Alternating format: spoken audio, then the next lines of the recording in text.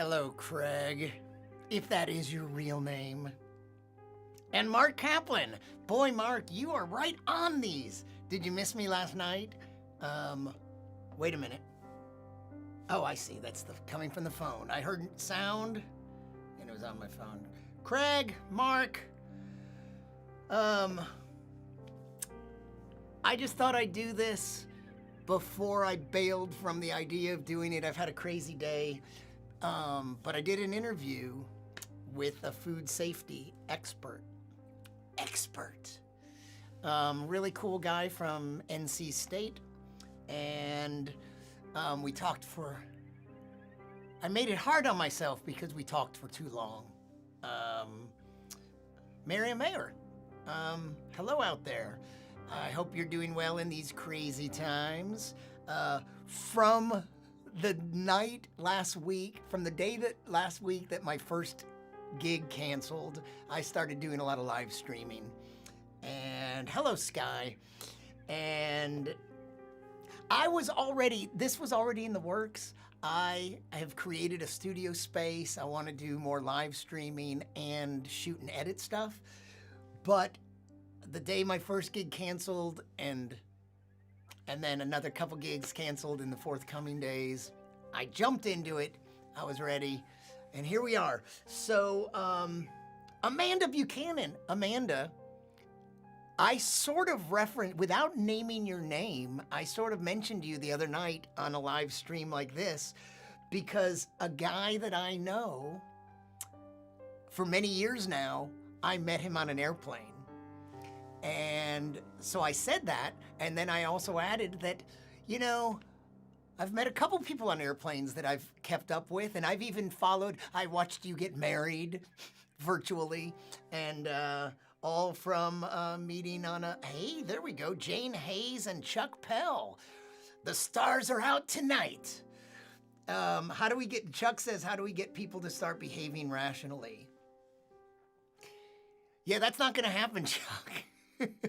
A certain percentage of people do sometimes behave rationally. I'm gonna say this with all the authority of like a psychologist or something, and I'm not. But I think that we hear that a lot. People are not rational. Let's see what it's like is that easier for me to read these comments? Maybe I can pull this whole thing a little closer. Reed Underhill says, live long and prosper.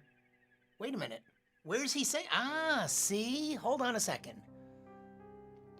Reed, maybe you're over there on my fan page. Right here, I'm checking the comments that are on my personal page. We're also streaming to YouTube and Twitter. But very interesting. Okay, so I wouldn't have even seen you, Reed. And Elizabeth Erickson says good evening, and Kevin Smith says you wrote it's a bug cup. But did you mean bug or big? You know what it really is? It was a gift, and I guess that's a Big Bang Theory cup. So, Kevin Smith. Yeah, you're on the fan page. Excellent. Hey, I'm going to try to say this numerous times if I remember. If you're not already subscribed, nope, sorry, your bug was your final answer. You're not allowed to edit your previous comments. If you don't already subscribe to my YouTube channel, would you do me a favor and do that? And maybe occasionally watch something over there, because I'm going to try to build up. I have no personal appearances. JD Mack is watching, but hold the phones. Sarah Falk is watching. I didn't even know if they had the internet over there. And is it Johnson City? Is that the little town that you're probably the only psychiatric doctor in the entire vicinity? Hey, Reed Underhill, you switched. You left the fan page and you came. Go back to Reed. Go back to the fan page. But anyway, I was trying to say, TV is watching me back. The future is very weird. That's right. I'm going to talk back to, you know, that thing comedians love to, there's a sort of hackneyed thing that comedians will often say. It's like if they ask the audience a question and they get no answer, it's a common thing for a comedian to go, you know, this isn't like TV. You can, you know, I can hear you if you're heckling or talking, or I can interact with you. And so, yeah, it's called Nowhere, Tennessee. Thank you very much. Hey, Mark. I love when my neighbors are watching. So Mark doesn't live 100 yards from here, I'm sure. And 1 block over and down the street. And yet for him to watch this, the signal is bouncing off satellites, going around the world, coming back down, and then going into his phone. Eric Pulaski. Holy crap. This you know, this live streaming, all these great experiments in live streaming have been really interesting to see who comes. Eric, the other day, it was like we definitely had a minion of old Jews from the old country. I mean, Meyerland in Houston. Quite a lot, like a significant number, well, I don't know.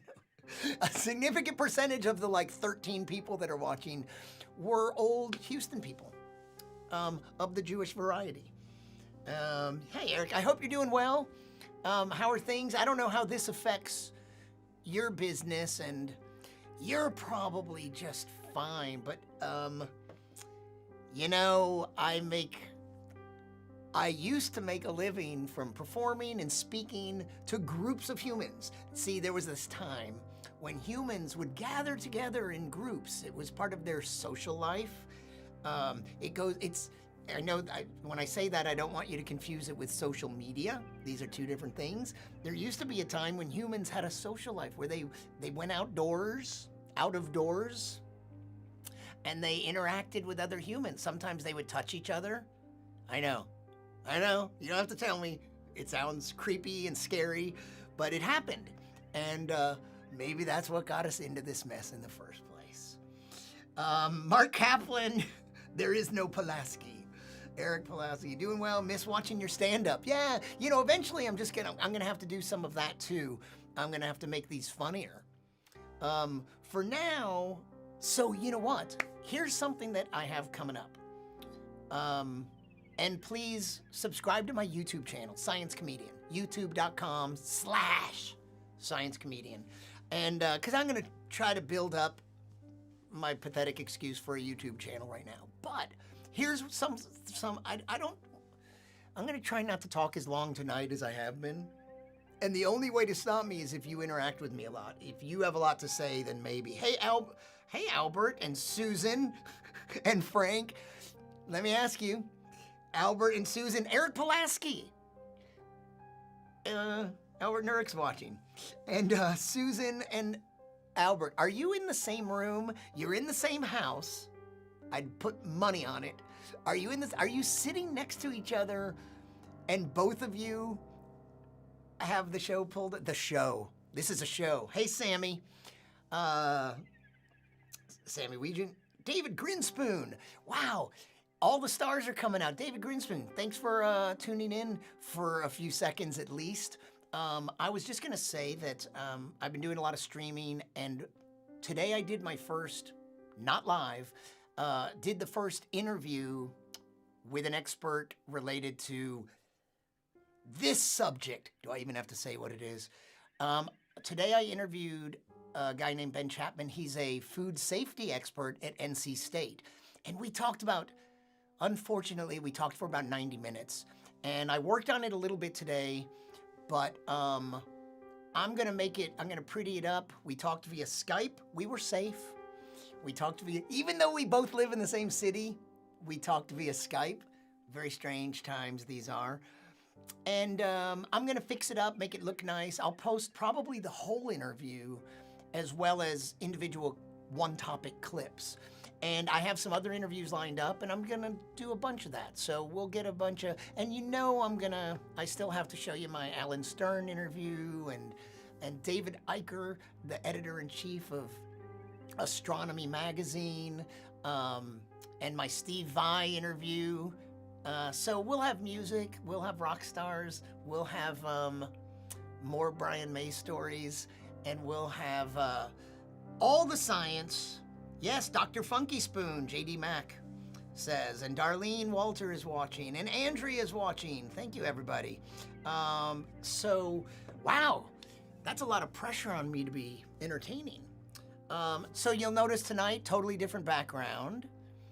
I've been using a green screen, and that's over on that wall. But if I shoot at right angles, if I shoot that direction, I can have the white or the black or the green screen. But for my Skype call today, my interview with the food safety expert, this is what I went with. I didn't want to mess with the green screen or plain white or anything. I just, he was in a room at his house, so it probably would look best if we both were.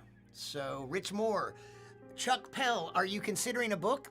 You mean like to read off the bookshelf? Or are you suggesting that I should write a book? Yes, I've considered that. How many people here have already written books? David Grinspoon, if he's still around. You and my mom would be a riot together. Susan, you trying to hook me up with your mom? I appreciate that. Jim Hardy, dude, hope you're doing well. Thank you, everybody. Wow, that makes me think I should be Amy Taylor, Richard Drum. Some of these, how weird, and Michelle Underhill as well as Reed. So, JD Mack asked a question a long time ago that I'm just seeing. So, in future, if I didn't get a chance to prepare any of this, but maybe by tomorrow I'll have at least some clips to show you live before I post them to YouTube. And I can show you some clips. But I did learn a few things about food safety that I'll share with you in a second. JD Mack asked me a little while ago, though, if he knows I'm really into music and do I play an instrument, and I really don't, but I even wrote songs with a friend many years ago, and mostly I wrote lyrics to his music. He was a keyboard player. I have some music. I took drum lessons for a little while. I took piano lessons for a little while, like junior high. I hate myself for not pursuing that, because what little bit that I could do on a guitar or a keyboard, playing with other people, but I mean, really, really, really can't do anything. But it's still fun, and it's such joy. And you know what? Starting around in January, I got a keyboard, and I'm gonna try to learn how to play the piano. And so I haven't gotten very far because I traveled, and then this thing happened.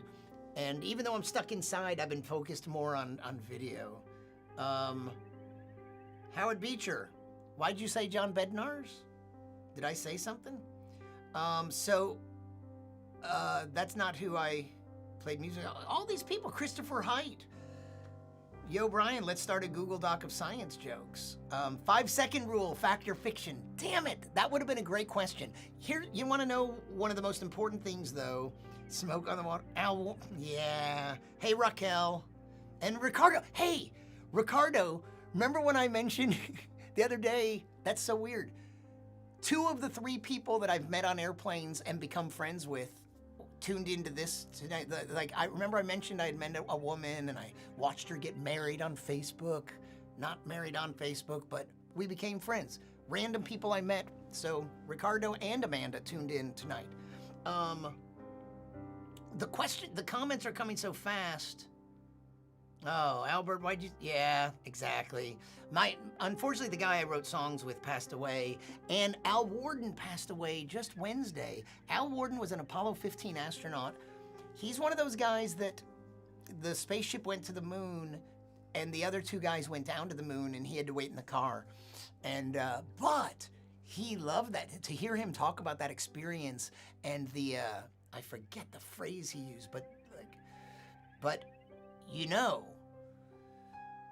when the Apollo astronauts landed on the moon, I think all 6 pairs of them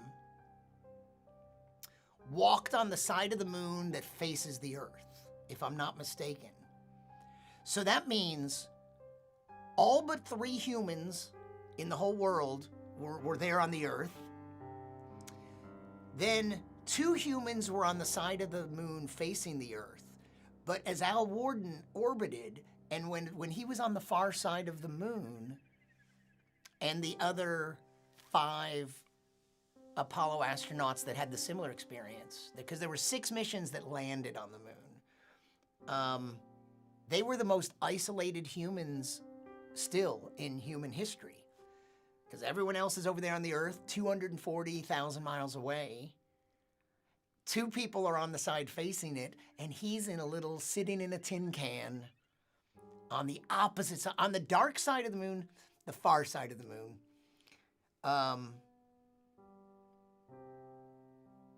And out of radio contact. So, total isolation, but trusting in the laws of physics that he's going to come back around and regain radio contact. So pretty interesting. And when I got to meet Al Warden just last summer at the Starmus 5 festival, and he was so nice. And when he spoke, he recited some poems that he wrote about his Apollo experiences shortly after he had them. And they were really good. I missed the very beginning, and as I was listening, I actually was like, I thought they were so good that I was like, wait a minute, did he write these? Or is he reciting some famous poet's poetry? And no, it was really, I thought it was really good. And he was such a sweetheart of a guy.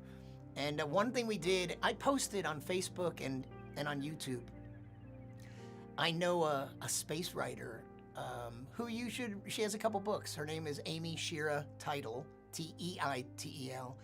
And she also has a blog, Vintage Space. And I knew, because she's a space historian and writer, that she knew a lot of astronauts. So when I was at Starmus, and there were a lot of astronauts, modern ones, and 7 Apollo astronauts, 3 men that walked on the moon. So I sent her a message and I said, which of these astronauts do you know the best? Like, which ones know you? I was just curious. And she mentioned Al Warden. So I talked to Al for a minute, and then we made a little video where, just for a few seconds, where he was very funny. He said he spoke to her. It was just a hello, and I sent it to her. And it was just like, hi, Amy. And then he started riffing, and he's like, I heard what you said about me. And then I'll see you at Space Fest. And so anyway, wow, he was a sweetheart of a guy. Christopher Height says he loves her. Mike Garr, Howard Beecher, Joe, David Spark. Hey, David. Make a comment, David, if you really... And Christopher Hernandez, dude, I'll give you guitar lessons over Skype if you want them. Maybe. And Eric says, welcome to the club. I played guitar in middle school. Good time now to practice at home. Exactly. So I'm really trying to focus on, just fucking off a lot. I'm trying to increase the amount of fucking off that I do, because I'm not sure I've done enough of that historically. That's sarcasm, by the way. But I am focused on, and I've been catching up with some people. Have you been doing this? I had a 3-hour phone call with John O'Connell. A couple of you out there might know who I'm talking about. An old comedian friend. And we haven't spoken in 6 months or more. And we are both long-winded. So we were both hoarse by the end of that. So a lot of catching up with old friends. And I've been focused. I've streamed a lot of video. And I made a video. And I'm going to make a lot more. But I made a sort of non-humorous video about how we're taking precautions, but we shouldn't panic. And there's been a little bit of promoting of that. And the fact that, can I say it once more? That Brian May follows me on Instagram. Long story. And he saw the video and shared it. He copied it. He pirated it. He thanked me for letting him pirate it. And he shared it on his Instagram and made some really nice comments. And then the next day we exchanged a couple emails. You understand. If it sounds like I'm bragging, yeah, of course I am. But you don't understand. Queen was always my favorite band. At least, okay, when I say always, if we forget the dark days of the Partridge Family and Donnie and Marie Osmond and Bobby Sherman, those early days that are barely remembered through the haze of time, but the first real band, and I mean junior high, you don't need to know the precise years. It was last century and it wasn't the 90s. I saw them twice with Freddie Mercury. And so they were always my favorite band. So it's pretty surreal to Jeremy Wooten, woo, woo, woo. Althea Wallace, so awesome, I'd brag too. Howard Beecher says, John O., Steve Durham, and J.R. Brow play music at your house all the time. Are you allowed to be there at the same time, Howard? Oh, do your good stuff. If you learned piano, you could write funny science songs. I know, learn scales and chords and use YouTube. Okay, yeah, thanks, that's what I did. You know what I actually did? Here's what happened. I'd had my eye on a keyboard that was a low-end Yamaha, but that had 72 keys and could MIDI, so I could connect it to the computer. But it was a few $100. And then what I saw one day, I saw a deal for a $35 controller, just a little like 2-octave controller with a software package. And I thought, there was my low-risk entry. So I asked a friend if that software and thing seemed worth $35, and he said, sure, it's good. So I bought it, and I started playing with it, and I started looking up scales, but I just played with it about a week, and then that was enough to convince myself that I wanted the other keyboard. Because this thing, you can't really play anything. You can't play anything with two hands because it's just this long, so you can't go up or down anywhere. But you could use it to compose stuff using, loops and samples, and it was a lot of fun. But what happened is I very quickly realized, yes, I want to do this. And then that other keyboard came down in price, and I bought it on Amazon. We're getting closer to that time when Amazon is the only vendor in the world, Let's see how this plays out. It's not too late to invest in Amazon. Anyway, I got the keyboard, and Howard, that's exactly what I did. I started looking at YouTube videos, instructional videos. I started learning the scales, and if I wasn't sure of the fingering for a scale, you just look it up on YouTube. How do you play a G scale? How do you play an F scale? And the B scale was the one that I think I had to look up. Or, I haven't gotten to those black key ones, but I figured a couple of them out and played with them. So mostly I've just done scales, and I bought one course that was pretty cheap, 20 or 30 bucks for a video course to learn piano. But then I went out of town on what will be my last personal appearances for a little while, and then I got sick, and then everybody else got sick, and here we are. Bubba Tooley's watching from Melbourne, Australia. You're, I actually saw a flat earther say this recently, something like they were like they're upside down from us over there. It's like, let's not get into that topic. Let me scroll back. Let's take a look at, let's see if I can see any chats from somewhere else. Learn the diatonic scale, the blues scale. Josie in the page. No. Mike Gar, don't give me any grief. The keyboard is set up. I actually had to buy a little stool for it. But let me scroll back and see what we got here. Welcome to I've been more alone on stage in the Velveeta Room. Falling with Style. A space-themed guitar concert. I don't really play guitar, though, but I like the way you think. Thanks for watching in Australia, even if you're upside down.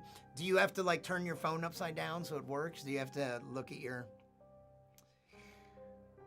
Sarah Falk. Brian May follows you on Instagram.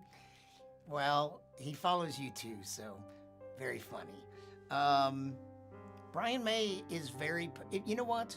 You want to go follow someone? The poor guy only has 2.2 million followers, But you know what? He's really personal on Instagram. He used to be very active on Twitter. Now his Twitter stream is basically just, every Instagram post generates a tweet, but he's actually active on Instagram. And yesterday and today, or a couple times yesterday, he did a couple like short videos where he just talked to the camera and played a little guitar. Just really short, too short, but it's pretty awesome. Thanks, PSAs like that are needed now. My video. Jeremy, Eric, Mark Edelman, thanks for tuning in. Josie and the Pussycats. Eric Nisley from all the way next door via satellite. Aben, wow, how many employee museums does it take to screw in a light bulb? Gal, thanks for tuning in. Adam Cohen, Juliet, nice yellow owl and the Frankie stuff. Yep. I bought... I have a couple owls. The owl is this yellow thing. It's a stereoscope. That one is designed by Brian May, that it folds and fits in the books. That, if you don't know, Brian May is really passionate about stereophotography. He acquired the London Stereoscopic Company that existed in the 1850s. He resurrected it. It came and went a couple times since then, I believe, but now it's Brian May's company, and he has a couple curators of his collection, and they've put out about 10 books in the past 10 years. One is Queen in 3D, and he wrote the biography, and most of the photos are all those years. He always had a stereo camera, and he took pictures of the band backstage, intimate stuff. Like one of his favorites is this extreme close-up of Freddie Mercury getting made up before going on stage. And it's just really close and intimate, and it's right there. And he would also give his cameras to other photographers to shoot the band on stage. So Queen in 3D, but you know what? His company put out 5 or 7 books before he got around to doing Queen in 3D. And the other ones are like works of scholarship and photo history. Like one or more are co-written with photo historians, and they're about a certain collection of stereo cards from the 1850s by his favorite stereo photographer from that time. So anyway, fascinating man, and he's very open on Instagram, so it's very cool. He sometimes responds to comments. He gets a lot, but I've seen him interact with people on there, and so it's pretty cool. If you're a fan at all, he's actually the guy doing it, and he posts stereo pictures and music stuff, and he's a big animal rights activist, so there's all sorts of stuff going on there. Cheers from Mexico City. Thank you, Juliet. JD Mack, prog rock, great music or the greatest music? I like some prog rock, and I don't know if you know this, but if you like prog rock and you already like Queen, probably their least well-known album is their second album, Queen 2 from 1974. And remember how albums used to have sides? There's side white and side black. Both sides are great, but they're very different from each other.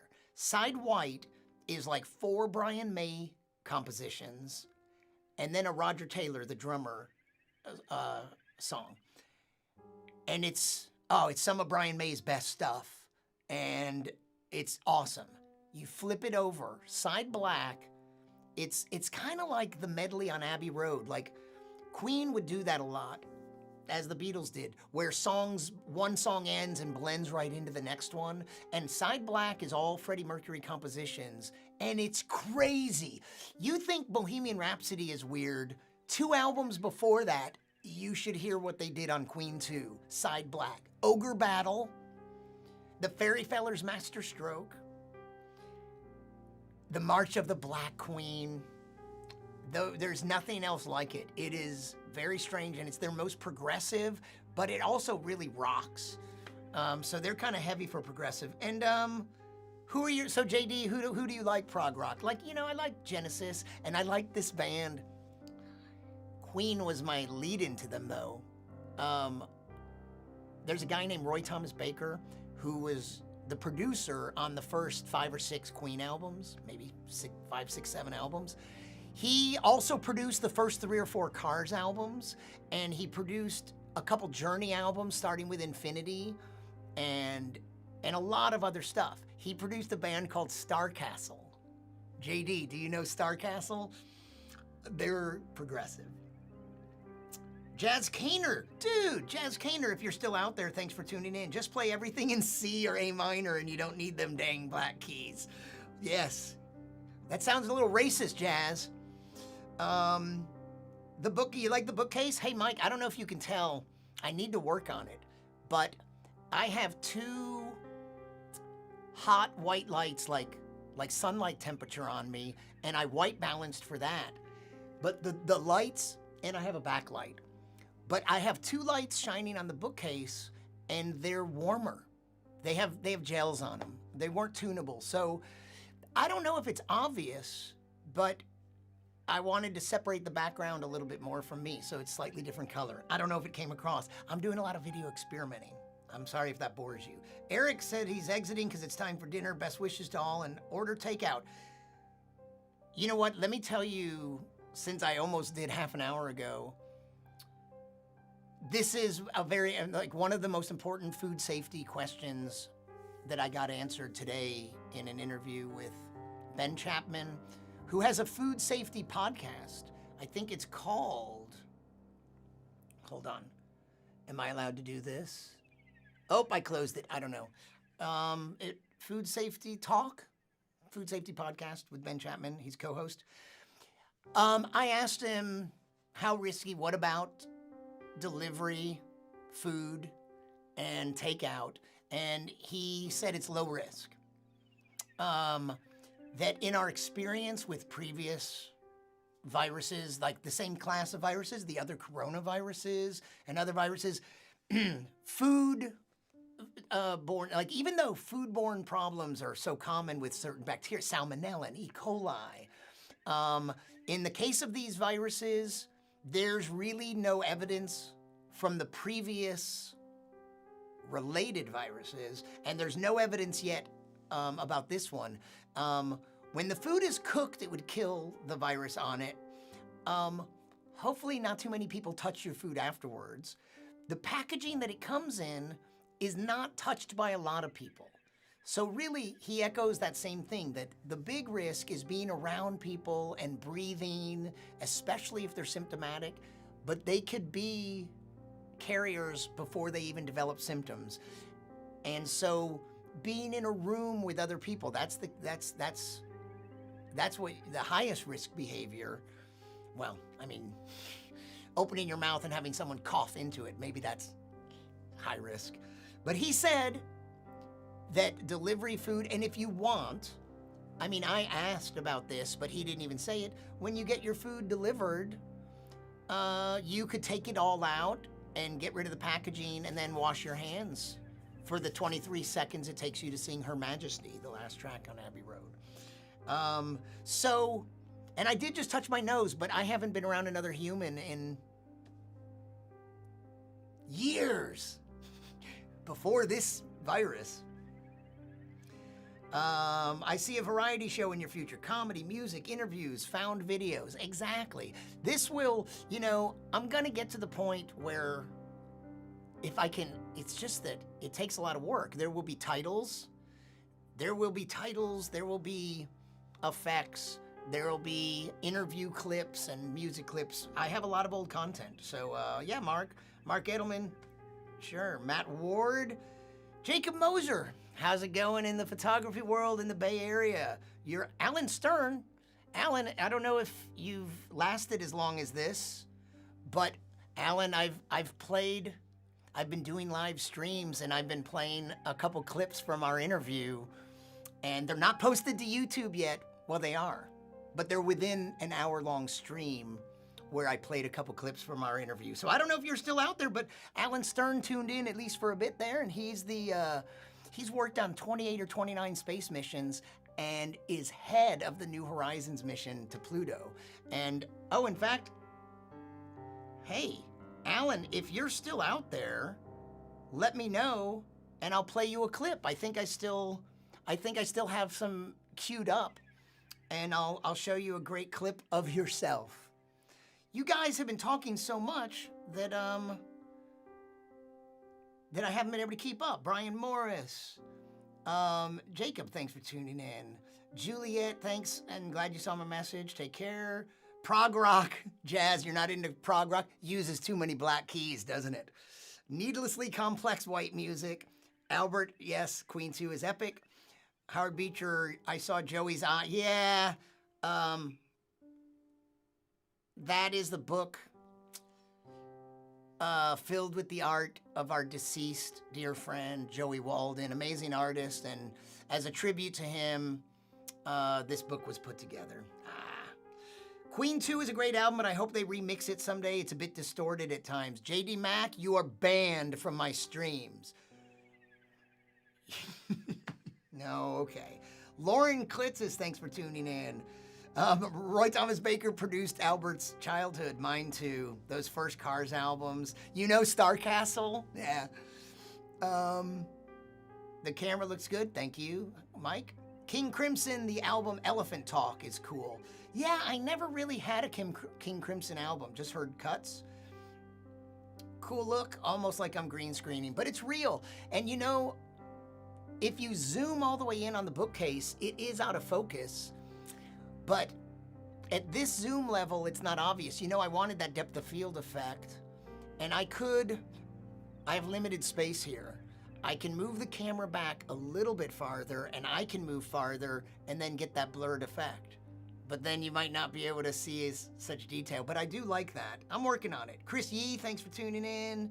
Jazz Kaner, Elena Levine, author of Networking for Nerds. If you need a speaker, if you need a webinar, Elena Levine. A webinar geared towards networking for nerds. Is a virus alive? Brian, no. You know, even in my interview this afternoon, I said something about soap killing the virus, but it's not really alive. You know, the terminology is just human constructs. So for us, but we have a definition of life that doesn't include viruses because I don't know the full definition, but it fails at one thing that we require of life forms, and that is it can't reproduce on its own. It doesn't have its own machinery to reproduce, but what it does is it gets into a cell and it takes over that cellular machinery and turns it to its own uses. So it makes the cell help it reproduce. But because of that, people don't think of viruses, even though like bacteria are alive, but a bacteria can reproduce on its own, and do these other behaviors. So it's fascinating because a virus has very elaborate behavior and insidious behavior, and you know it can do stuff, but it needs a cell, not necessarily a human cell, could be any other kind of creature. There are billions and billions of viruses, and in any drop of seawater, there are literally billions of individual viruses in there of many different species. And most viruses aren't harmful at all and don't even do anything to humans or have any, but you know, we're just worried about the ones that are dangerous. So not really a life form. Thanks, Elena. Unless you inhale your food. Yeah, you know, the other thing he said is that there's no research that contradicts this, but you know, as long as the food doesn't go down the wrong hole, you're right, it's gonna go into your stomach, and it's probably, this isn't well researched yet, but the stomach acid will probably kill most or all of it. And maybe, but this isn't known, it's possible that some of it could get past the stomach and even be absorbed by some other part of the digestive tract. But this is all, but you know what, the bottom line is, it's like, he just said that this is a low risk. There are other things that are riskier, and in terms of, like, we can support local restaurants by ordering takeout and delivery, and The experts seem to think. And yeah, I mean, the one thing you don't want to do is interact too much with the person delivering it. And like I said, after you handle the packaging, get rid of it and then wash your hands. And then it's even lower risk. So that's good to know, because some of these restaurants are going to have a hard time surviving, and then all their employees. So, schnoz alert. Can I ask you about your schnoz? William! Wow, William is watching. Oh my God, my name. Yes, I said your name, Elena. I said your name. Oh, I didn't realize most of these comments were all you. Matthew, thanks for tuning in. Dugar, Daniel Dugar, very funny comedian, was here a little while ago. Hey man, I'm good. Sorry, I had to scroll. There were a lot of comments and I had to scroll down to you. Daniel Dugar, where are you? Are you like in the LA area? Are you in the Bay Area? Are you down around LA? Where in the world are you, Daniel Dugar? And I suppose all your gigs have canceled just like mine. If, unless you only perform for groups of like 5 or 7 people, which I have done. One time in Norman, Oklahoma, it was the week of Thanksgiving. They shouldn't have even had a show. They got no turnout. And like the day of or the day before Thanksgiving, I don't remember. This was last century. I performed to like 4 people. It was 2 couples. And half the women in the audience gave me a hug after the show. That was one hug. Back in the days when hugging was legal. Howard, you could get that depth of field effect with a short lens and some f-stop magic. I'm limited by the camera I'm using, and but I can get it. It's just a matter of how big. If I zoom in closer to me, but I don't want this just to be my head. But if it was, then the background would be very blurred. And you know what? If I manipulate the tripod a little, the camera could go a little farther back. Maybe I should make a shelf, because the camera can't get all the way against the wall because of the tripod. But I think I can do a better job. I think I can push it a little further, and I can come forward, and I can get that depth of field effect. Viruses are like talk show hosts, Albert says. They're irrelevant without a host. There you go. Have you left the house? Wait, Brian Morris says, so the whole purpose of a virus is to interrupt or limit other things. No. Hi, Tassie Callis. Haney. Do I have to call you that? Because that wasn't your name when I knew you. The whole purpose of a virus... No, because like I said, by far, probably 99% of viruses or more don't do anything to humans. They might attack just like you know that some of these viruses previously were affecting some animal species, and then they mutated in a way that made them able to use humans as hosts. But as far as saying, I wouldn't go so far as to say that the whole purpose of a virus, where is that again, is to interrupt or limit other things. No, you know what? I don't know enough about this, but some viruses might be beneficial. I think there's some evidence that in our DNA, there's evidence that some of our DNA was inserted there by viruses. Now, they might have had their own motivations, but we may have benefited from some viruses, and other species may have. You know, that's an interesting question. Now I need to ask someone about that, about someone who knows not just the human health, the viruses that are a consideration for human health. That is kind of an interesting question. But you really can't say that about any life form, that it has a certain purpose or that it's up to... Because you know why you can't say that? Because suddenly you got to point the fingers at humans and we're meddling no good. Look at all what we've done. All right. They're using viruses to fight cancer. They're using viruses... Well, okay, but that's... viruses are used sometimes, they're tweaked and used to deliver something, to deliver genetic material, I think, into something. But that's kind of like taking a human, removing their brain, and then controlling it. It's like that's not what the virus was up to on its own. The virus wasn't necessarily helping us with our cancer on its own until we twisted its arm or twisted its myelin sheath or its DNA or something. So Dana Deaton, all the neighborhood is turning in. Dana, like we could speak to each other from our backyards, but instead the signal goes up to satellites and then comes down into your iPhone probably, right? Nate Etheridge. Nate, you've turned in a lot and I haven't gotten a comment out of you. I had some Steve Vai stuff to play you.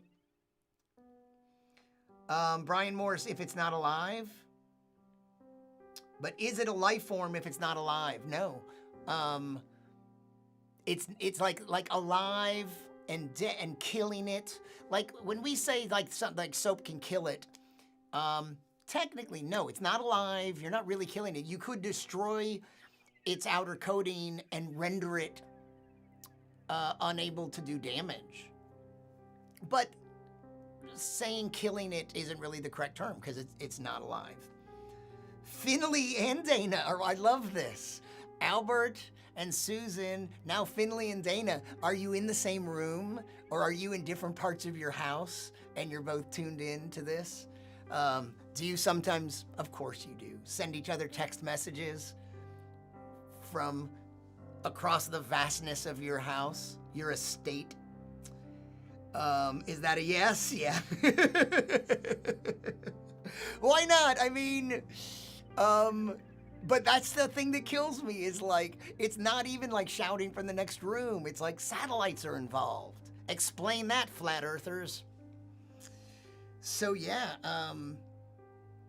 I almost feel weird that like, when I previously had a talk show, and this is what we're gonna ramp up to, I'll have different segments. Maybe we'll talk science news, and there will be interviews and interview clips, and so there will be more structure.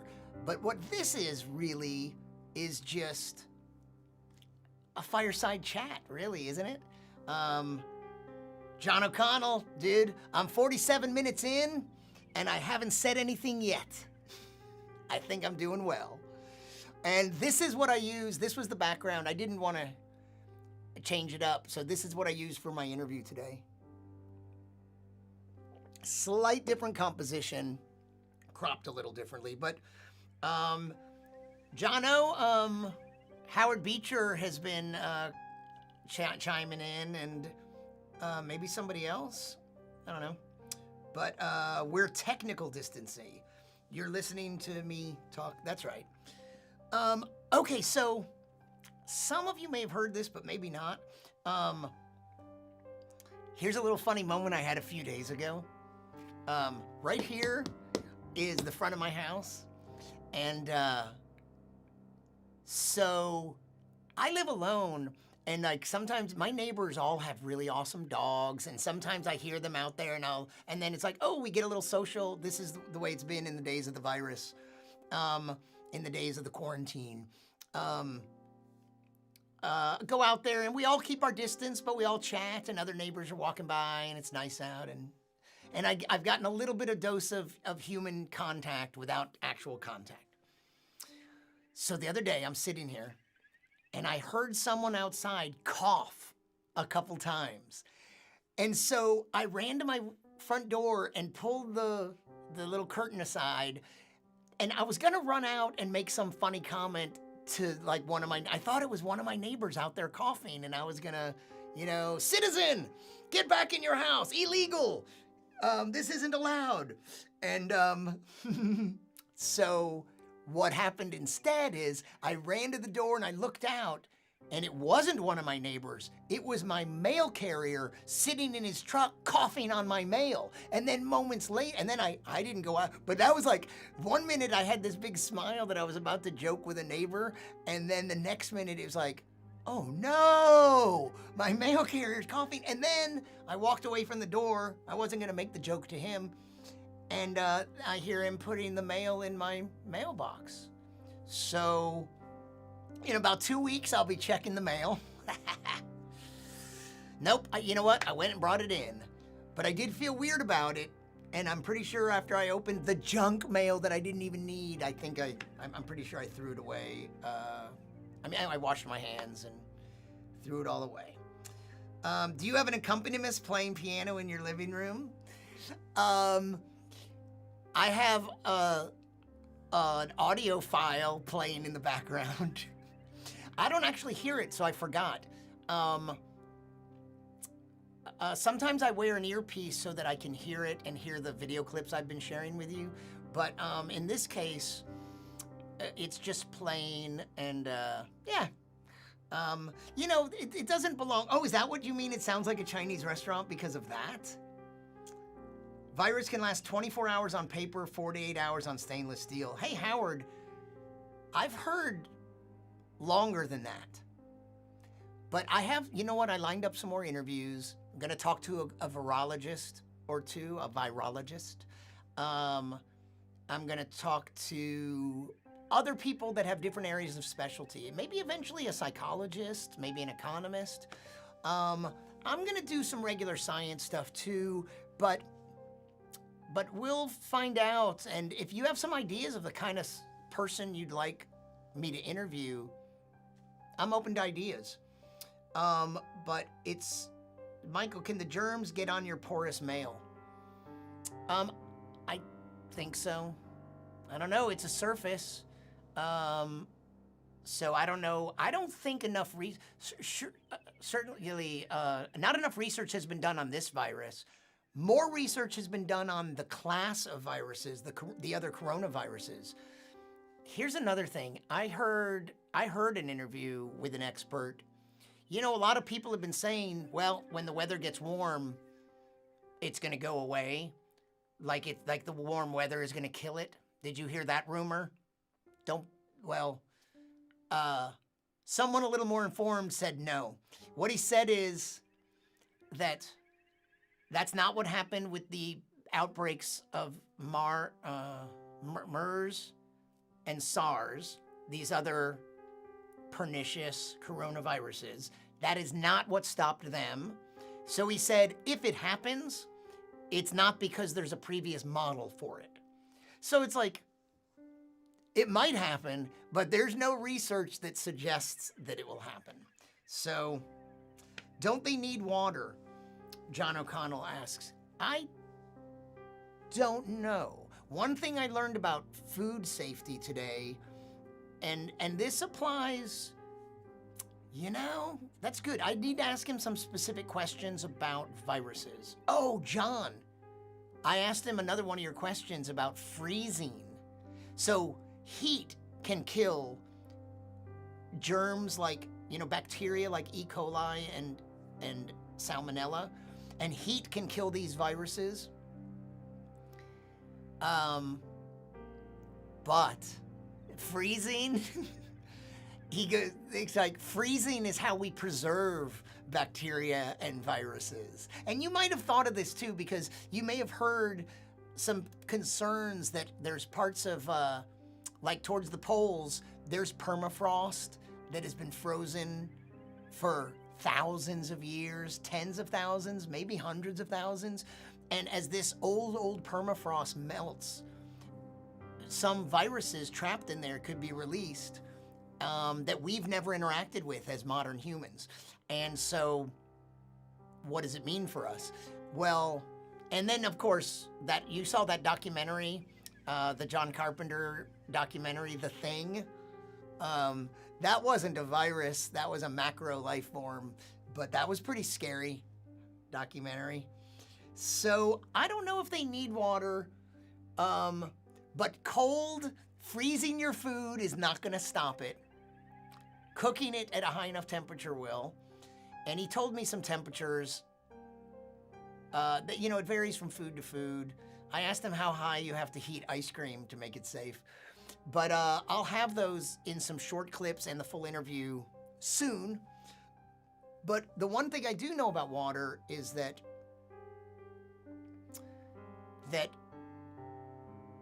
warmth and humidity are two conditions that bacteria thrive in.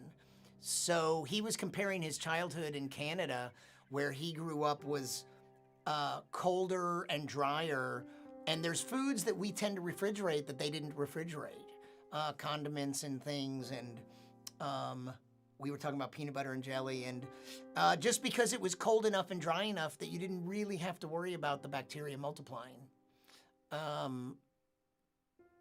So interesting. Tony Rice, Christy Murphy, thanks for tuning in. The Thing wasn't a documentary. Maybe we're not talking about the same movie. John Carpenter, and they went to the pole, one of the North or the South Pole or something, and there was an old spaceship, and I'm pretty sure it was a documentary. Pretty sure.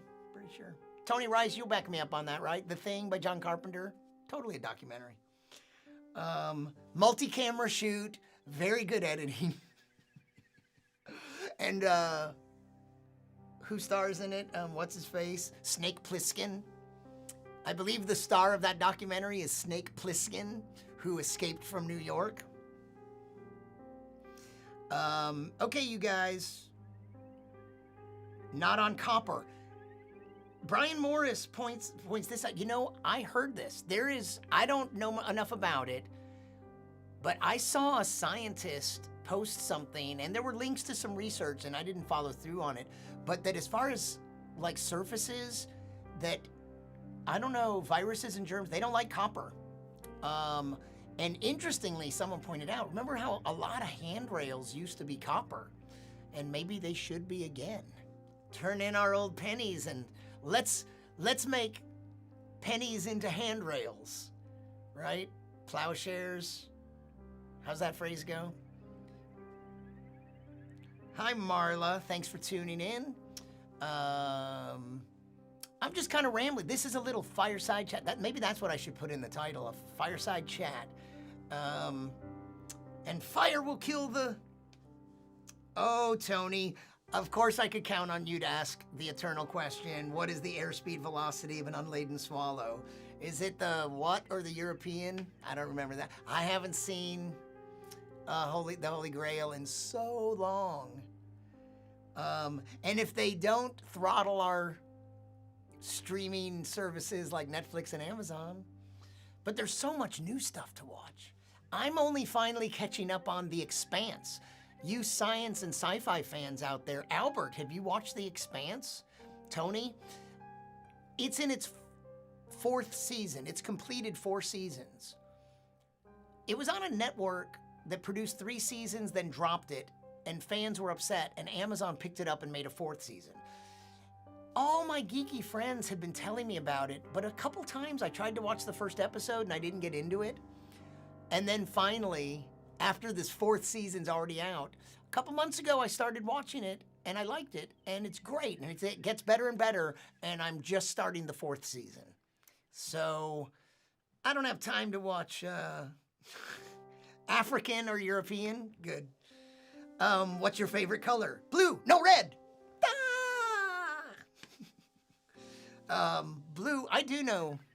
Blue, not like purple, but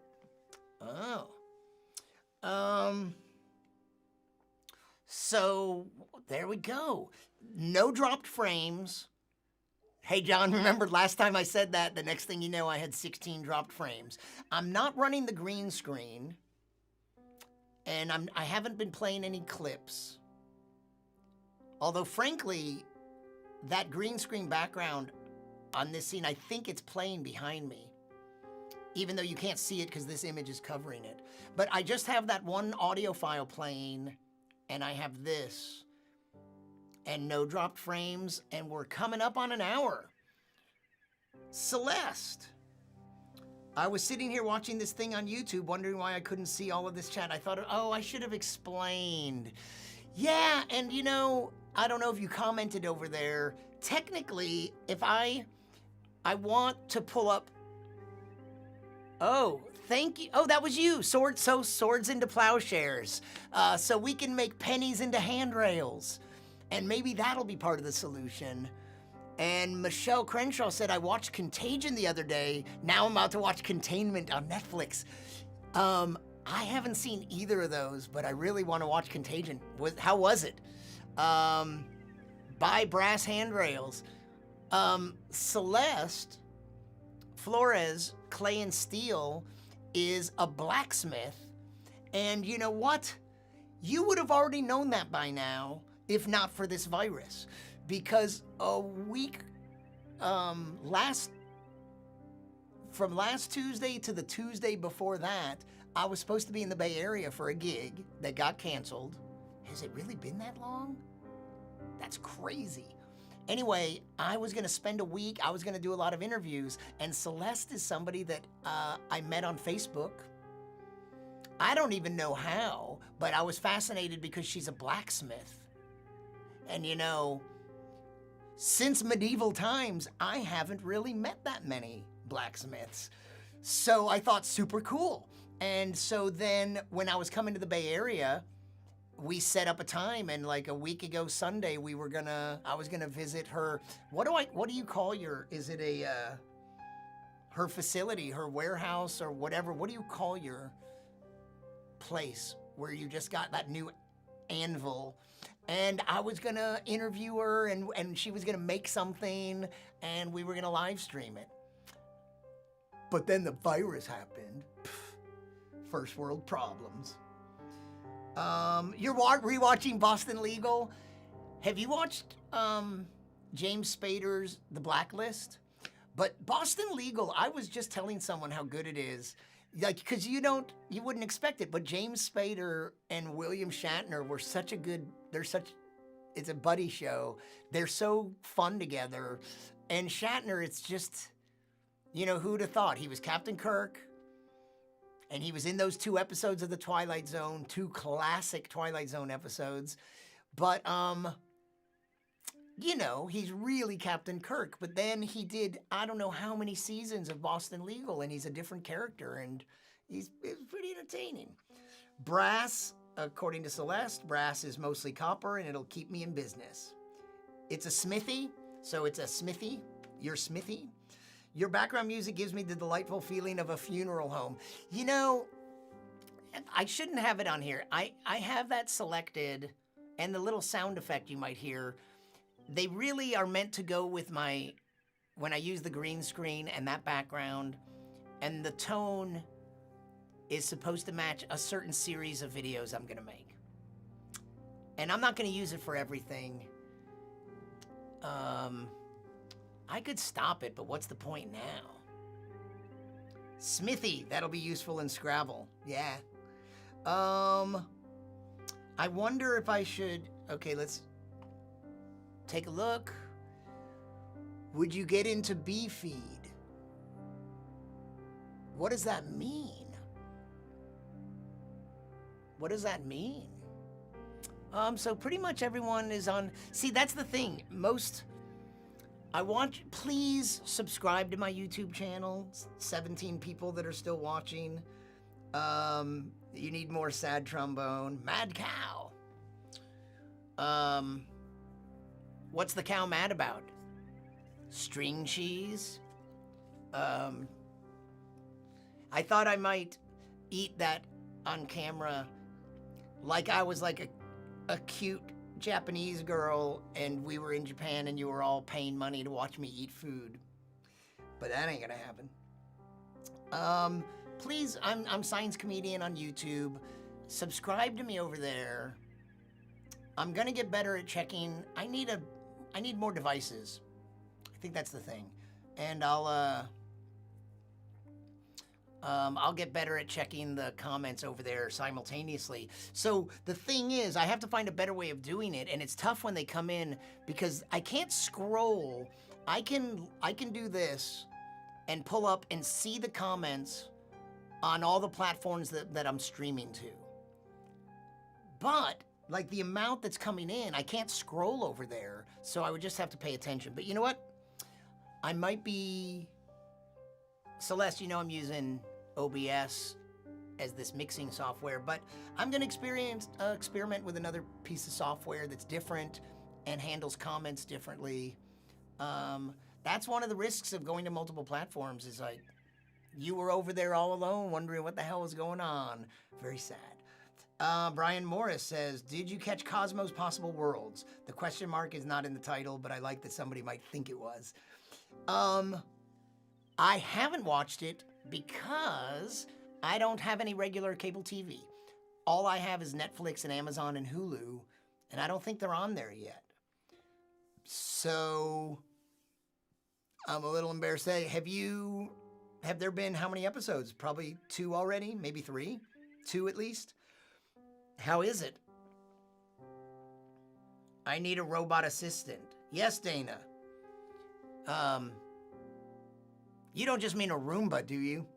What are you thinking? I need to check my comments. I know, I need an intern, but now that there's not even classes, why would there be interns? Oh, but if there are, they would have all the time in the world, except they'd have to come over to my house. We can't have that. One day, I foresee a future. I have a dream. It's sort of a feverish nightmare where humans will come together in groups and watch people play music or tell jokes. Like gather together, and maybe the joke teller will be on a stage with lights and maybe even a microphone. And then the audience will laugh and sometimes blurt out obnoxious shit that interrupts the flow. And no one will kick out the heckler. Picard, same thing. Hello, Andy Peters. Thanks for tuning in. I haven't opted for that CBS app, so I watched the first episode of Picard because they made it available, and I liked it. But I'm limited to Amazon, Netflix. That's not much of a limit. And Hulu. Hulu because I subscribe to Spotify. And at one point, I got an email that said, now with your Spotify subscription, you have Hulu. So now I have Hulu through no fault of my own. John O'Connor, that's crazy talk. I think it could work. You know what it would be like?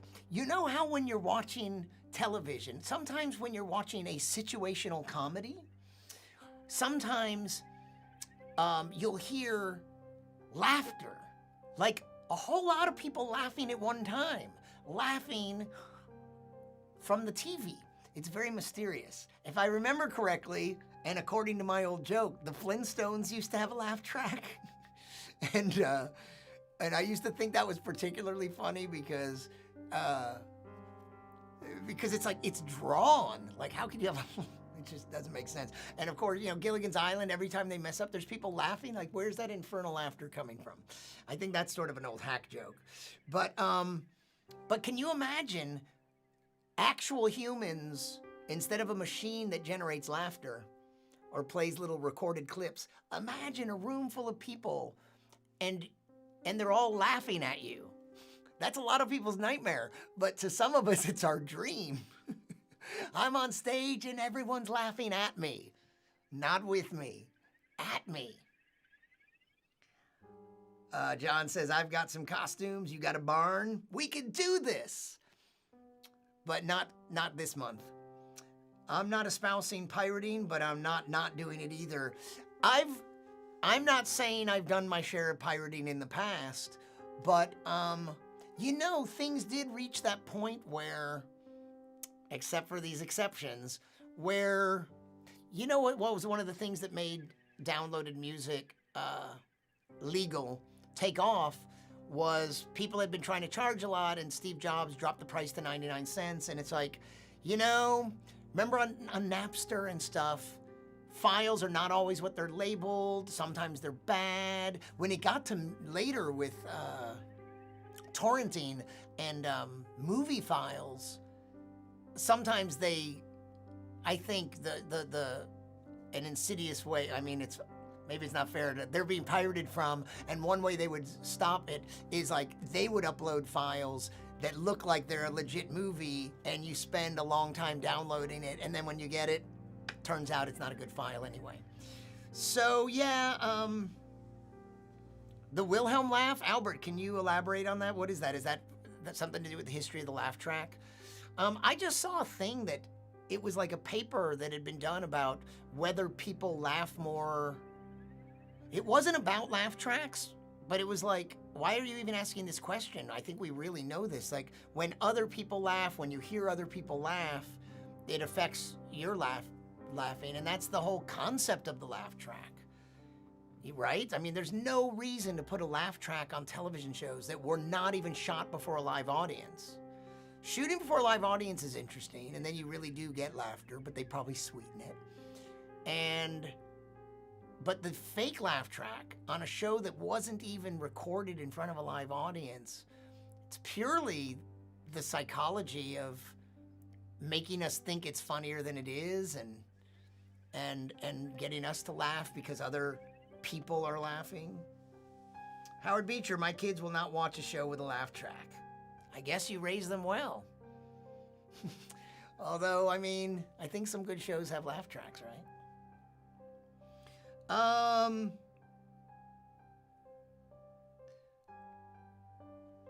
This is fun, but I probably need to go eat something. I mean, I know I can eat my string cheese, and that'll fill me up. John O'Connell, pirating is theft from people who need the money the most. Writers, bit players, etc. Well, I mean, it's true, but I mean, it's not just theft from the ones that need it the most. And you know, the problem is when you buy it, those people don't get very much of it anyway. But the ones that take the biggest cut want us to think that we're stealing the most from the ones who need it the most. But yeah, it's definitely, you know, it is pirating, and it is taking something that's been produced that you find value in, but you're not willing to give any value for. Yeah, we want to get paid for our work. So I'm not arguing with you, that's for sure. Wilhelm scream, Albert says, Wilhelm scream is a Foley effect in a ton of films. Once you recognize it once, you'll hear it all over. Oh, so you were making a joke about the Wilhelm laugh. Yeah. You know, here's a movie that if you never saw, it's the Brian De Palma film, Blowout, with John Travolta, and is it Karen Allen? Is that her name? Do I have her name right? It's young John Travolta, Brian De Palma film, and does it also? No, I don't remember. But it was a great film, and his job, he's an audio guy, and he goes out recording sounds to then put into films, and he works on like low budget slasher B movies, and that's just there's a scream that he recorded that ends up being used in a certain way. Well, that's interesting. And now it's something I saw. Brian said I pay for all kinds of content. Just saying. I know. But I mean, it's true. So I've done some pirating, but I guess I haven't in a long time. Like, all that stuff changed, so the way Pirate Bay and torrents worked, and so I just stopped. My point about Steve Jobs lowering it, it's like now I have so much to watch, but you're right. Occasionally there's something. I don't care about sports, and I don't care about televised news. I get my news from all sorts of sources online. And almost everything I like is available, but sometimes a show like Picard, or, you know, I'm watching Better Call Saul, and I'm on the final episode available on Netflix, but the current season is airing on whatever network it airs on. So I'm behind a season there. But, you know, do I need any more? I don't. I'm getting more than my daily requirement of media, on average. Thanks, Brian, for saying this is fun, Brian. Darlene says, have you ever watched the show Rotten on Hulu? I've been hearing a lot about it, but not quite sure I want to watch it. No, I don't know what it is, Rotten. But I watched the first couple episodes of the Amazon original show Fleabag, and I loved it. I just drifted from it, and I'll have to go back because female comedic actress British, and she's hilarious, and she talks to the camera a lot, and she's really good at it. Like, she's in the middle of a scene, and then she glances over to the camera. She gives the camera a little knowing look or something, and she's really good at it, and she's pretty hilarious. And it's at least R-rated. And from the first episode, if your sensibilities are too delicate, it may not be for you, but I thought it's hilarious. Mark, AMC, is that what, Better Call Saul? Yeah. So I'm really liking it, but, you know, I'm gonna watch one more episode and then I'm gonna have to wait till they bring it. And then, some of you heard me say this the other day, but I watched the first episode of Westworld, the new season 3, episode 1 on HBO, and this is weird. When it was over, I was not able to watch another episode. That decision was not even up to me. Apparently, I'll have to wait like a week before I can watch another episode. That doesn't suit me. I think I'm gonna have to wait a few weeks so that they, you know, build up. And so I have a backlog, because what is this, watching a show and waiting a week to see it? Who's ever heard of such a thing? Mo Alexander is watching me. Are you really, Mo? How are you, Mo? We got a lot of comics coming in. Jane Hayes was here for a minute earlier, but she heard you were coming and she skedaddled. Sorry. Yes, I hope you're doing well. Where are you, Mo? I guess I don't even remember where you live. Where do you live? And is that where you are? John O, gonna catch up with Fargo and start Goliath this weekend. Yeah, Albert, what is this? You have to wait a whole week, 7 days. It usually airs on the same day that it aired, like, I don't know when that was. That was a couple days ago. Friday, Saturday. You have to wait till the following, like, Friday or Saturday. And even then, only one more episode. It's nuts. Memphis, of course you're in Memphis. Of course you are. Tommy Blaze, how are you doing, man? Are you, hanging in there? This is just a fireside chat. Nothing really going on much. But a lot of comics are too. Bill Pack, a magician in Chicago, just tuned in. And Tommy Blaze, I won't tell my Tommy Blaze stories. But Tommy is a comedian from North Carolina as well, or at least he lives in North Carolina. And once, many, many years ago, we worked 3 weeks in a row together. Comics on the Road. It was one chain. It was Laughs, Gary Bynum's Rooms. Was it only 2? I feel like we did all 3. Maybe it was just 2 weeks in a row. Maybe it was just Tucson and Albuquerque. And Austin is watching. Austin and Howard Beecher was here a minute ago. Yes, exactly, Albert. Like a yeah, Tommy. I'll tell you the part of the story that I will tell is that by the end of the 2 weeks, our routine was to get ice cream and stuff and some rental movies. Hey, remember when you had to rent a VHS movie, like a physical one, and acquire it before the show so that we could come home after, and probably we did it on Friday and Saturday night. After 2 shows, midnight show, we came and binge. We were doing binge watching before it was digital. And you don't need to know the rest of what happened our whole week, just a lot of fun. And but in the end, it settled into 2 young men acting way beyond their age and just chilling and watching TV, the wild and crazy lifestyle of comedians. You might have all sorts of visions, but did you picture us bloated, eating ice cream, watching movies? 3 or 4, there's no way you would remember any of them, right? No. And Tommy, while you're here, let me apologize for that fiasco. You know what?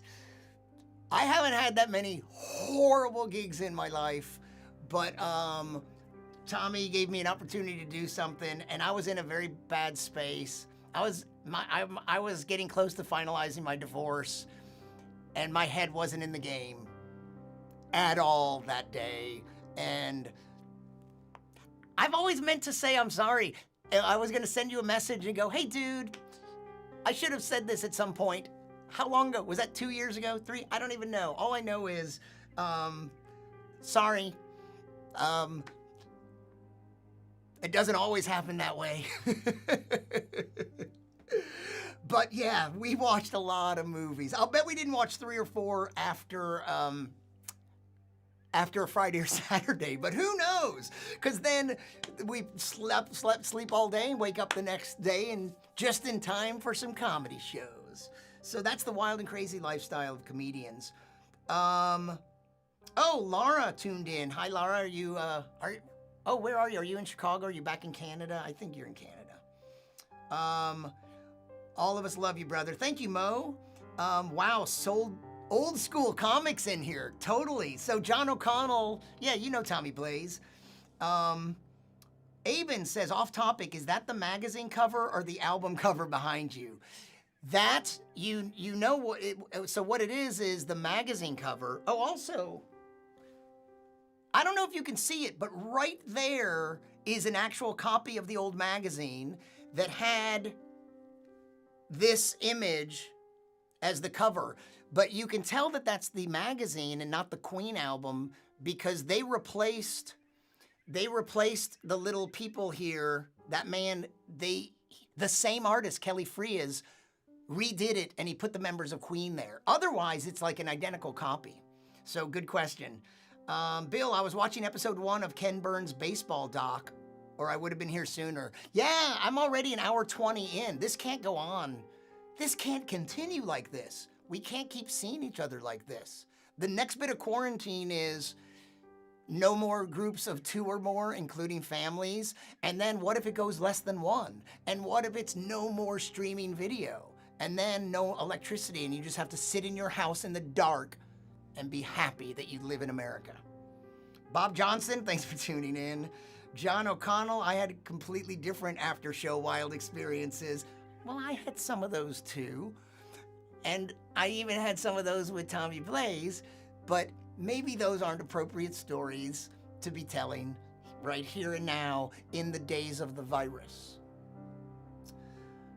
Cool, hard to tell. Yeah, I guess it's kind of small and it might be a little blurry, but I ordered that as a print just because I've always loved it for both reasons. So the magazine that you can probably just barely see right up there, Astounding Science Fiction, and then that cup is in the way of the robot.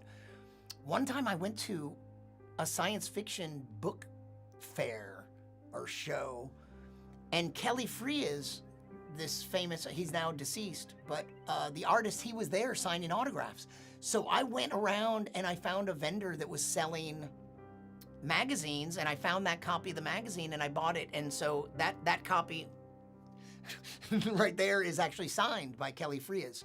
Unfortunately, by the time I ordered this, many years ago, I was emailing his wife who handled their business, and I almost ordered from them a limited edition print signed by him, but I didn't, and now you can't.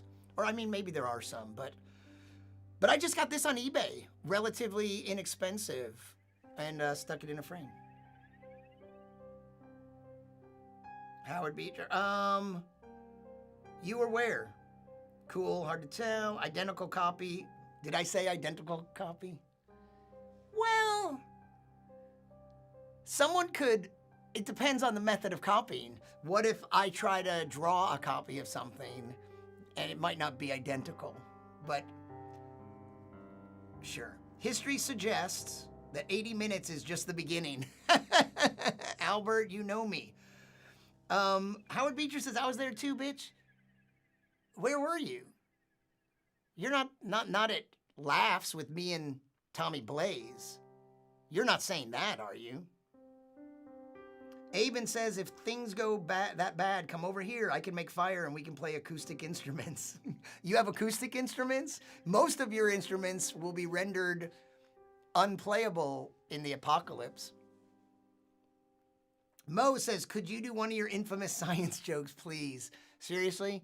I'll tell you one, that I made up at my last personal appearance, which was pretty badass because I went to Los Alamos National Labs in New Mexico. And I didn't perform there, but I gave a science communications talk. It was the director's colloquium. Very snazzy. At Los Alamos, where they built the bomb. And when they say lab, the lab is 36 square miles. I learned a lot. Now, you might think that Los Alamos is just about history, but there's still a lot of top secret work going on there. I mean, about 10 times while we were talking and having fun conversations about science, I asked a question and the person I was speaking to said, I can't answer that, or I can't speak to that. And then, no follow-ups either, because they still do, and not just in physics and not just involving bombs and explosives, but chemistry, physics, biology, they work on stuff like human health stuff, like viruses. So very interesting. And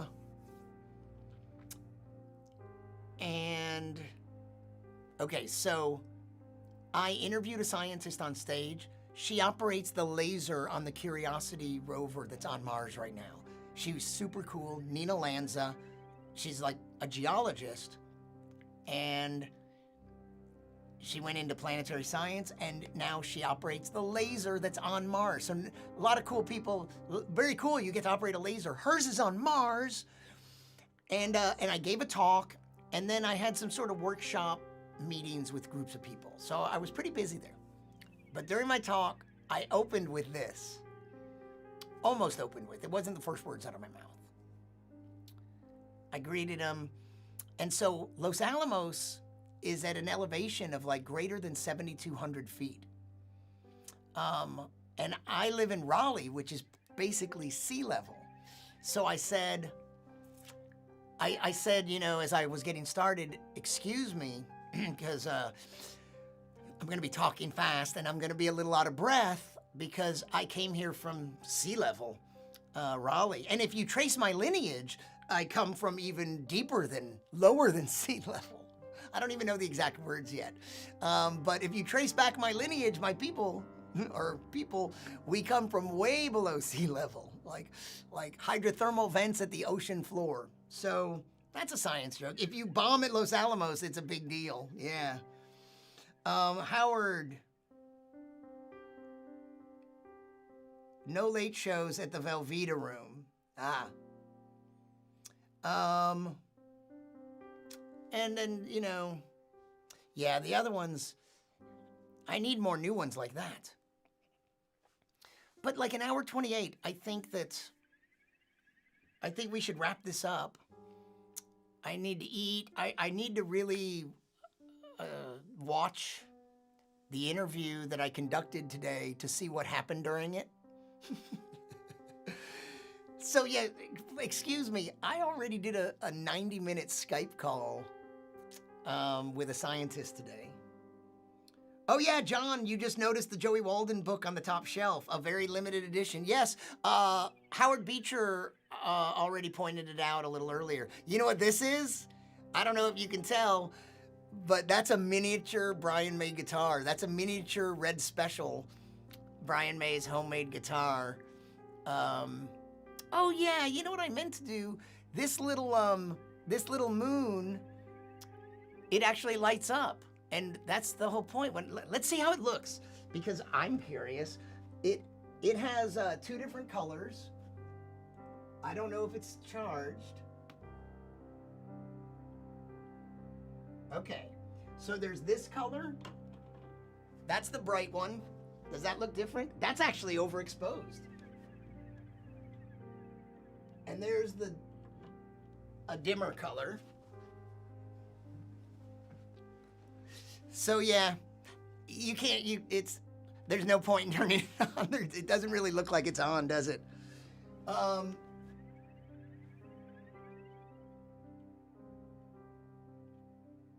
1, 2, and off. I don't know which side. This is a 3D printed, not by me, But there you go. This was super great. Thanks. Thank you, Howard. And good to see you, Brian.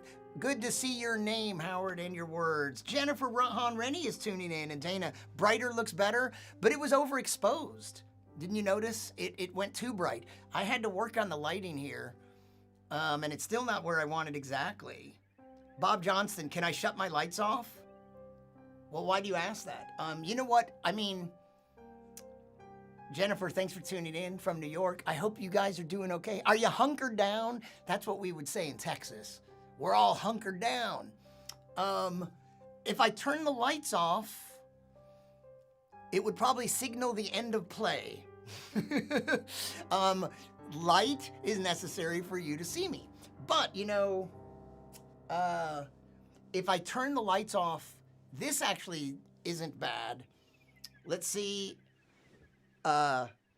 Jennifer, I was saying that, let's see how much difference this makes. I'll show you. If I turn that off, and so I don't know if you can tell, Jennifer, but I like white balanced for like a high sunlight temperature here, and then I cast a redder light back there, but it's not enough. It's just some gels, and it really didn't do it as much as I want. But it is kind of a different look if I turn those off. And then, I'm not sure if I want them off, but now I'm very separated from the background. So I saw this, but what I really wanted was to cast a different color light back there. But I'm gonna have to work on that. But in a way, you know, now you can't read the book titles as well, but it does make me stand out against it a little better. Oh, the moon wasn't overexposed. Let's see. Now let's turn the moon on. Hold on.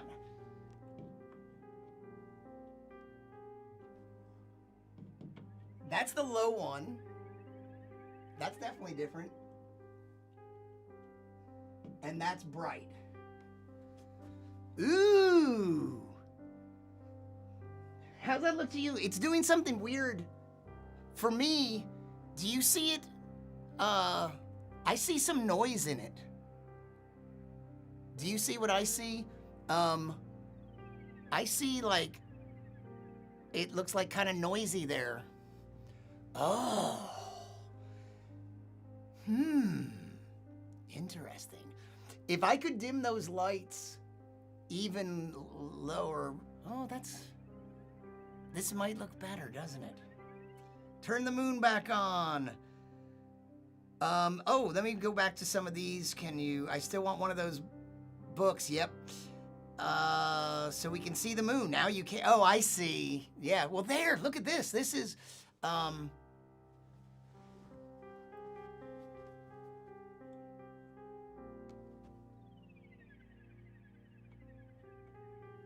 there. And maybe, did I move it a little bit away from my, oh wait, this way. There.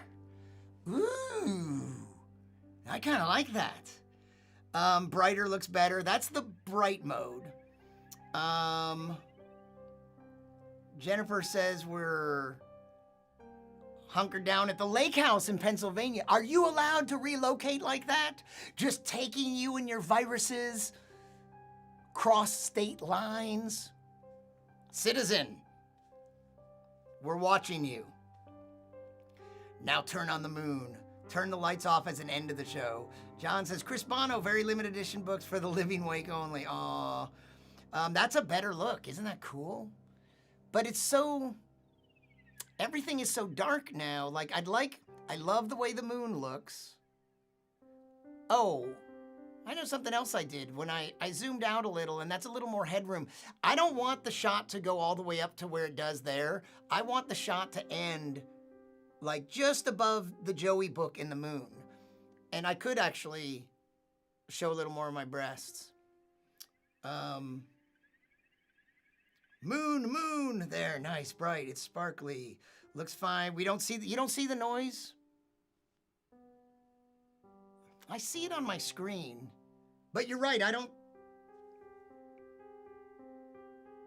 see it a little on my phone if you turn it sideways. Yeah, Touch of Noise or Astronauts. Tranquility Bay. It's not that dark for me. No? Maybe you're right. You know, it's very challenging for me to judge what I've been experimenting with different looks, and I've got my laptop screen, I've got an external monitor, and I have the phone. And the colors and brightness levels look a little different on each of them, and I don't know which is most accurate. So, hang on. Let me, just like what I really wanted, if I can do this without messing it up. Oops. Yeah, maybe right about there. And now let's see, unless I've managed to cut my head off. Now there's a little bit more of me.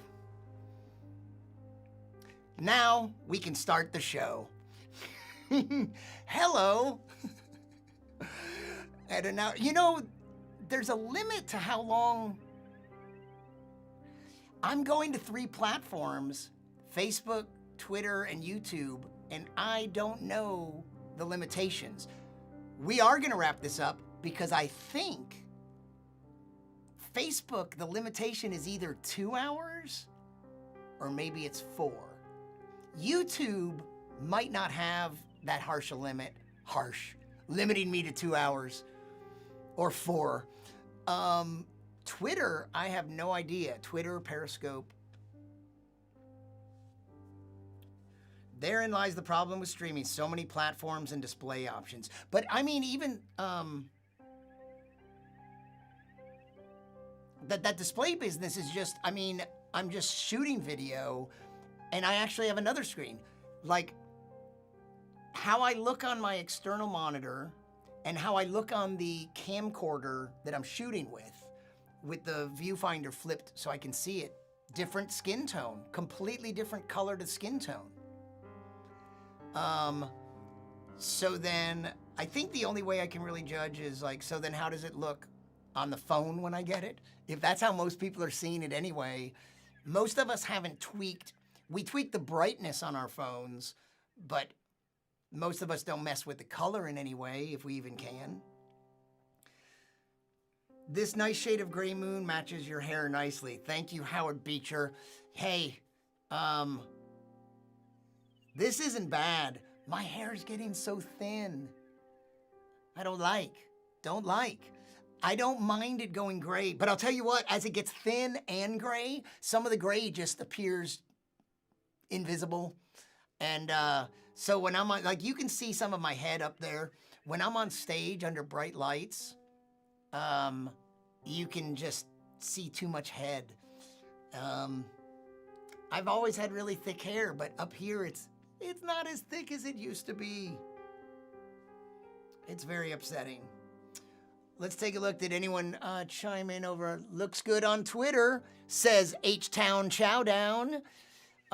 If you're in the Houston area especially, or if you're anywhere and just like great pictures of food and want to know about the incredible restaurant scene around Houston, Texas, and it really is great, H-Town Chowdown is an awesome resource. And it's a little... It gets me jealous all the time because he's always posting pictures of mouth-watering food. It's making me hungry, Albert. Like, you can't see my robot guy as well, and you can't see... Do you know what this is? A year and a half ago, I visited Neil deGrasse Tyson. I was in New York, and I visited him in his office at the American Museum of Natural History. And we did a live stream for about an hour. It's on my face. It's easy. You know, I've never uploaded that to YouTube. I should do that. But it's on my Facebook science comedian Brian Mallow fan page. And we talked for about an hour. And at one point, it was in the middle of the day. And at one point, Neil goes, why are these people watching? Because people were commenting, and I even got him to say hi to a couple people. Like Lori Bucksbaum was watching, and I had him say hi to some people. It was very nice of him to agree to do that, give some shout outs. And so at one point he's like, why are these people watching? Shouldn't they be like in school or working or something?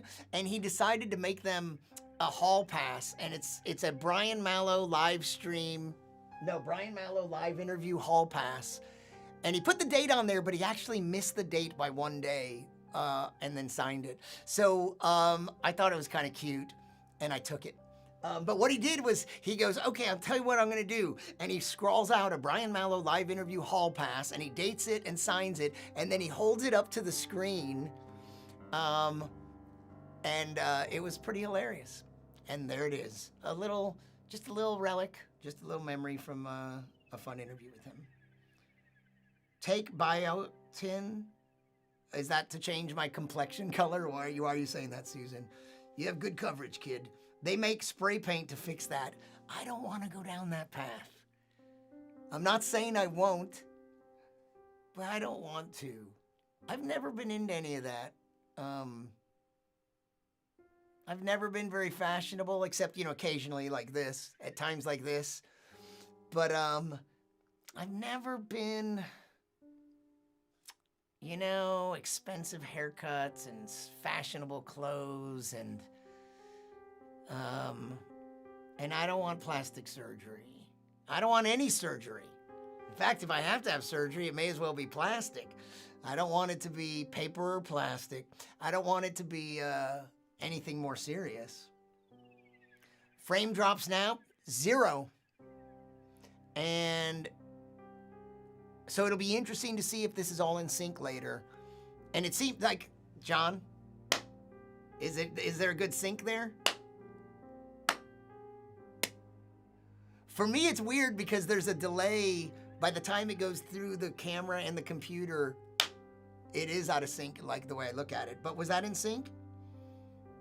Oh, biotin helps thicken your hair, encourage it to multiply. Really, though? Really? Is it gonna grow back? Probably. If I'll probably get nothing here and a hairy back. I know what you're doing. Bill, what? Wait, no? Out of sync. Are you lying? Off slightly? Really? I almost don't believe it. No dropped frames. I'll bet the YouTube version is in sync. Hey, author, thanks for tuning in, dude. Not in sync? God damn it. I think it's just Facebook. Anyone want to check the YouTube one? When I look so this has been an ongoing tech problem for me, where usually most of the show, maybe I can't go this long, but I'm showing no dropped frames though. But most of the show, at least, will be completely in sync. And then later, when you watch the replay, the Twitter version is fine, the YouTube version is fine, but the Facebook version will be out of sync. Sometimes it's fine on the desktop, but out of sync on a mobile device, specifically an iPhone.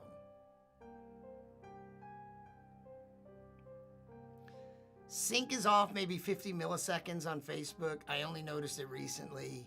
Damn. I see your message, Howard. It's been most of the time. Yeah, maybe I can't go this long, but it's still showing no dropped frames, and it's still only taxing the CPU at 28%. I don't know what the deal is.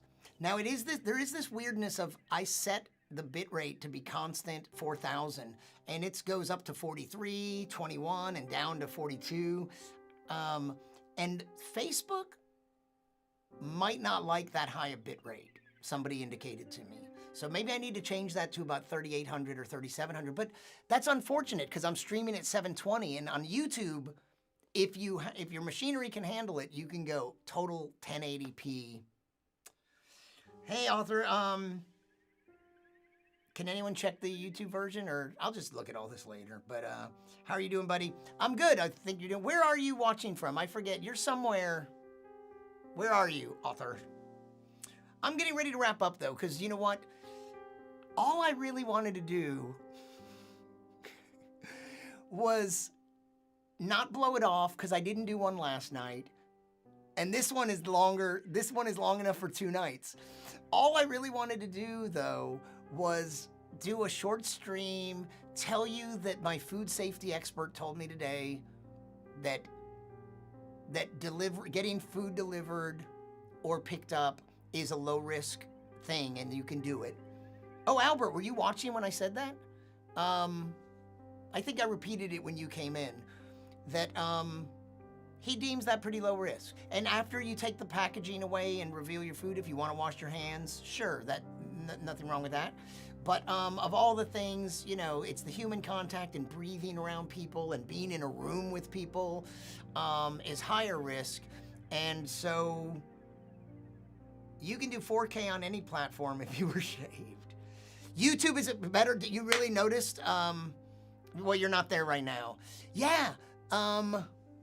And YouTube would let me stream at a higher rate, but I just don't think my laptop can handle it. And I'm not really gonna buy a Mac that's beefier for 20 grand or something, a big desktop. You can get a powerful PC, but I'm not ready. I haven't used a PC in so long.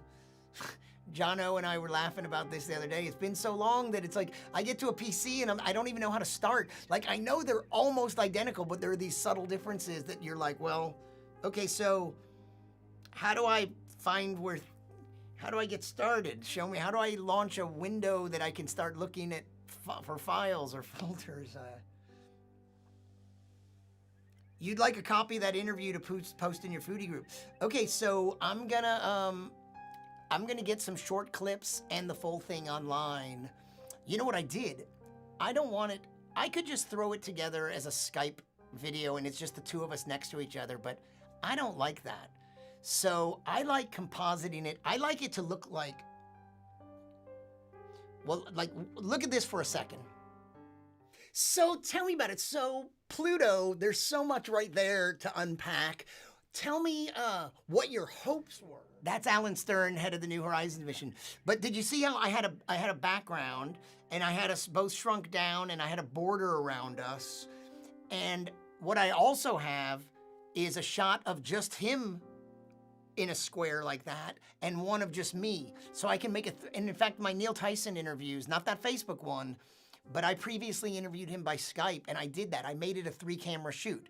Me on camera, him on camera, both of us on screen at the same time. So the dilemma is I want to get this interview out really quick. So I'm not going to do a full thing like that. But today I already did, I composited those images. Yeah, I can't show you, but your 22,000 members will love it. Hey, Jonathan Zwickle, thanks for tuning in. Albert, then the best thing is it'll have to be a YouTube link so I get some YouTube views. If I get enough views, eventually I can monetize my YouTube channel. You used to be able to monetize it pretty easily. Then they set these new limits. You have to have 1,000 subscribers, and I have 2,000, so I've got that.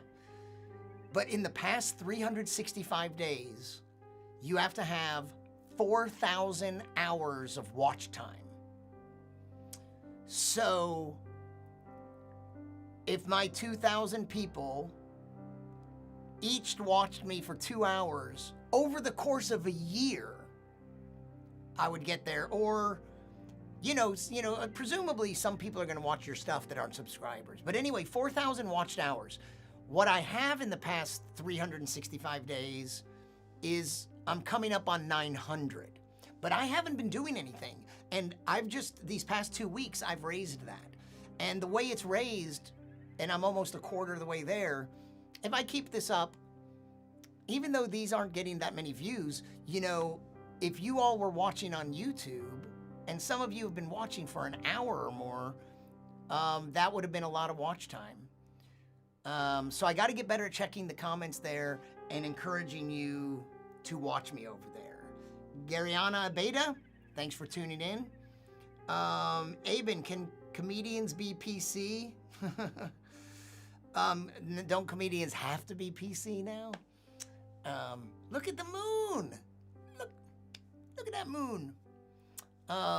It does look better that way. I might want to cast a little light, but at least this way I totally stand out against it. And I do like the moon. All right, you've sold me. I'll take it. So anyway, I have some other interviews coming. And you know, the easiest thing would be just to take them side by side and upload them with no editing, and then I could get them out fast. Or I could do live interviews. And when I switch to this other software platform, it integrates really well with Skype. So the question will be, can I run the video mixing software and a Skype call and record it and send it out without dropping frames? Has the sync gotten worse?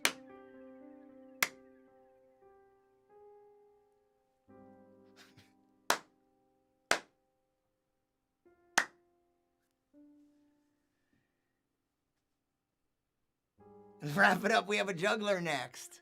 Is there an animal act coming?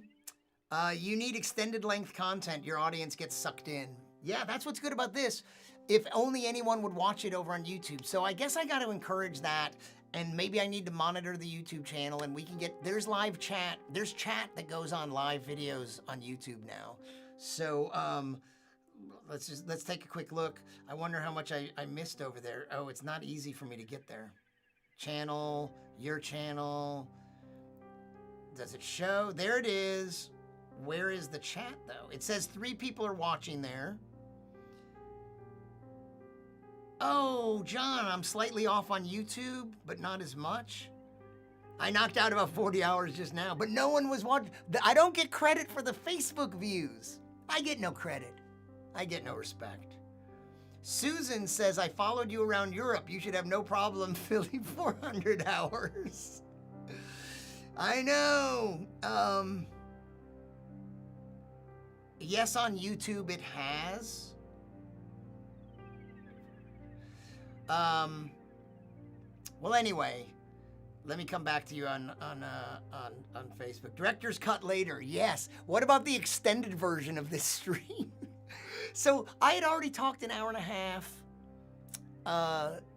doing an interview. All I wanted was to come on here and tell you that it's okay to order, according to one food safety expert at NC State, that ordering and supporting restaurants by ordering delivery is okay.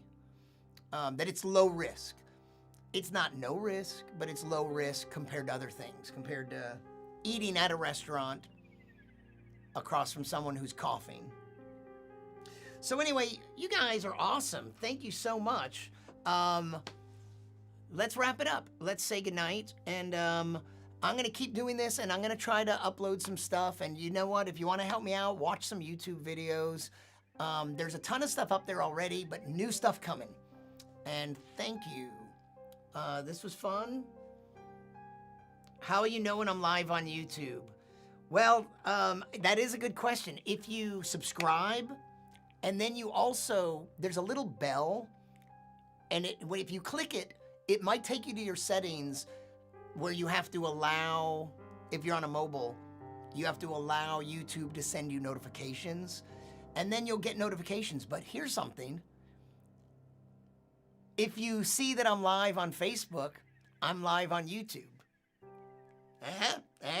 So the way I'm doing it now, I'm doing them all. This may change. I may just choose to go with one platform or the other, but Facebook isn't monetizable to me, and YouTube potentially is, so I want to build that up. But you're right. But the thing is, if you tune in here, you can flip over to YouTube instead. The YouTube one tends to be better in some ways, but I'll have to monitor the comments better. Randy Reichstein, Chris Bono. Chris, you were here earlier. Randy, there were a bunch of old Jews from Houston here earlier, but I'm wrapping up. I've been talking for an hour and 55 minutes, and I think we have to admit I've been doing most of the talking. I'm reading some of your comments, but Mark Kaplan, Randy Reichstein, Rock, a little later, dude. LHN has nothing new.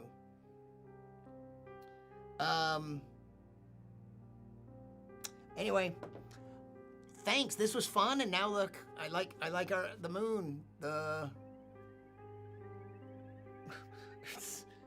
ding, the moon, ladies and gentlemen. And one more time for Al Warden, Apollo 15 astronaut who passed away on Wednesday, and was, the one time I met him, couldn't have been a sweeter man, was so nice.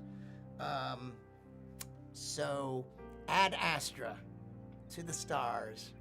And we'll do this again. Tell your friend. You want to have them spread it like a virus. If each of you tells infects one or two people with the idea of watching me, we could have upwards of 30 people watching. That would be crazy. All right. I'm gonna see you tomorrow. We'll do something tomorrow. Come on back. Good night, everybody.